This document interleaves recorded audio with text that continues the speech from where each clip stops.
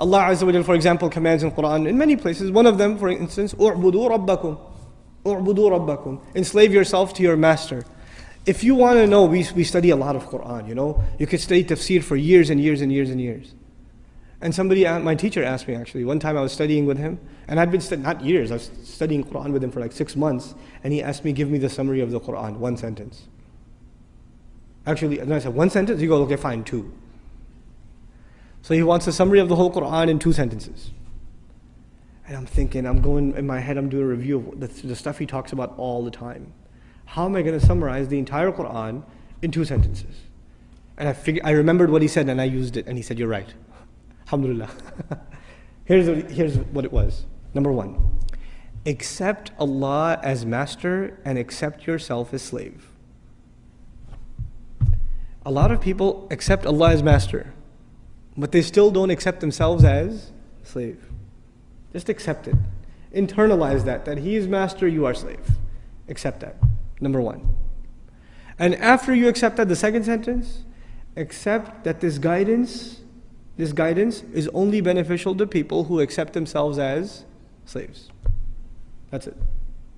You say, Iyaka na'budu, you accept yourself as slave. Then what are you ready for?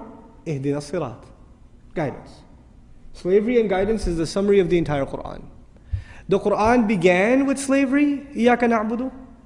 It begins with slavery, and at the end, again, he calls himself master, which alludes to us as what? If he's the master of the people are his slaves. Ends with slavery. So this is the heart of the matter. A lot of people have no hard time accepting Allah as the creator. That's okay. That's not the hard part. Or accepting Allah as merciful, or as wise, or as powerful, or as one. All of that stuff's easy. Because you know, if you accept Allah as one, there may not be any implications on you. Allah is one, that's nice, I'm still going to do what I'm going to do. Allah is really merciful, great. I still have my life. But if you say Allah is master, then what does that make me?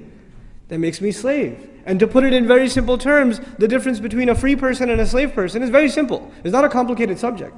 The difference between a free person and a slave person is, a free person does whatever he or she wants. What does a slave do?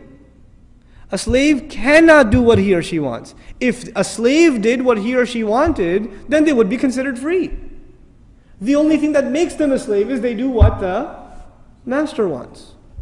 If you accept that your will comes under the will of Allah, your will has to be submitted like a slave before the will of the master.